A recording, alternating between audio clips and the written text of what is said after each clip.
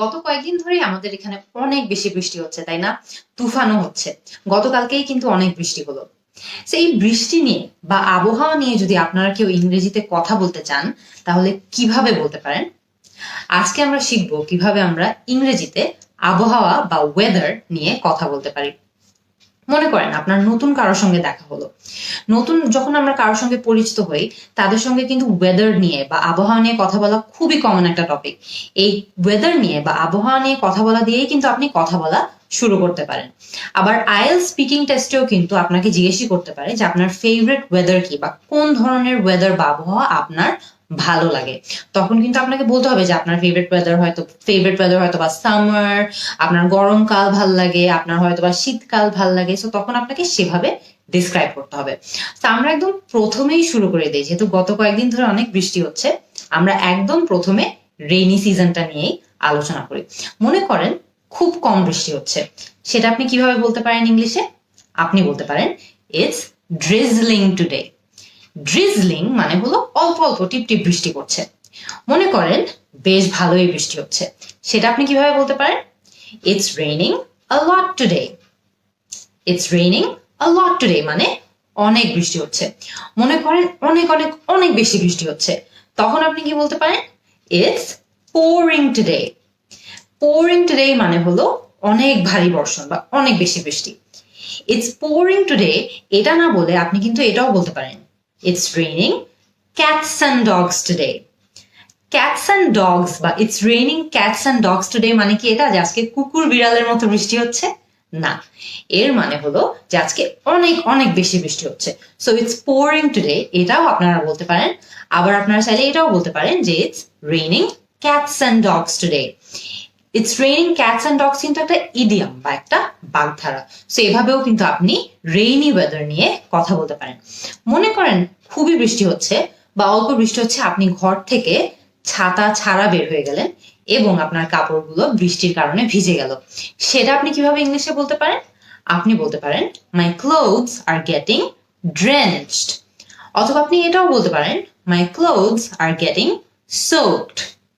Soaked আর drenched দুটোরই অর্থ হলো যে আপনি যখন বৃষ্টিতে ছাতা ছাড়া বের হয়ে গেলেন, আপনার কাপড় ভিজে গেল, সেটাকেই মিন করার জন্য আপনি বলতে পারেন soaked অথবা drenched। সো কি বলবেন? যে my clothes are getting soaked অথবা my clothes are getting drenched।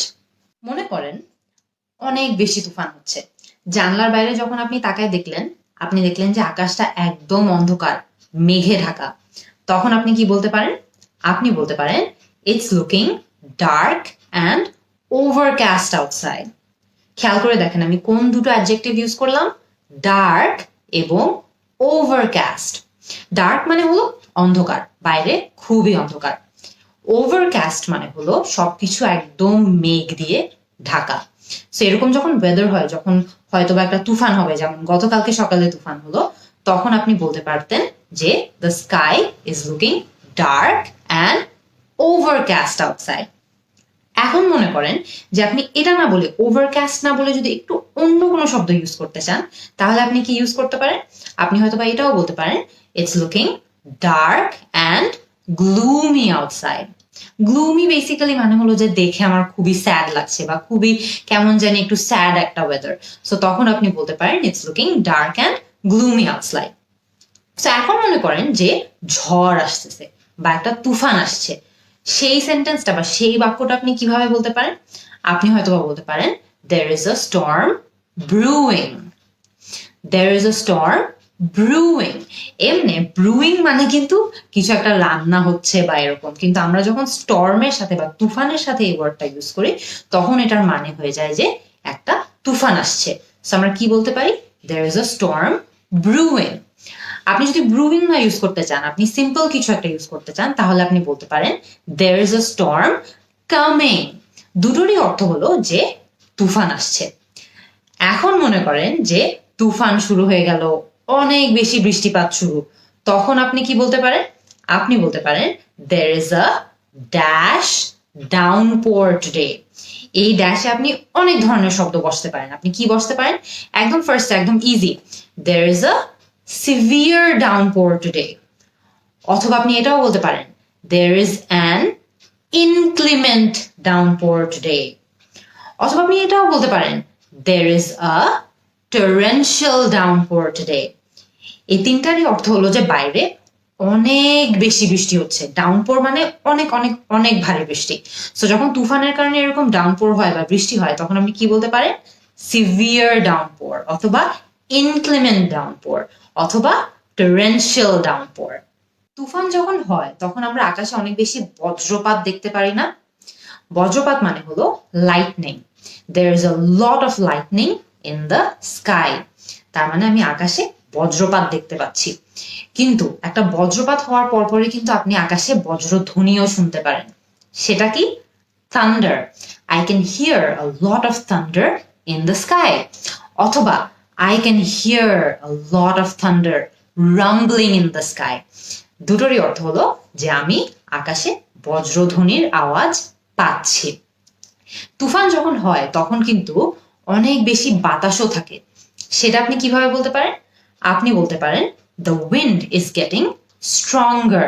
যে বাতাস আস্তে আস্তে বাড়ছে।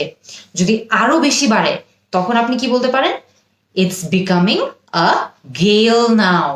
মানে বাতাসটা এখন আস্তে আস্তে প্রবল হয়ে উঠছে।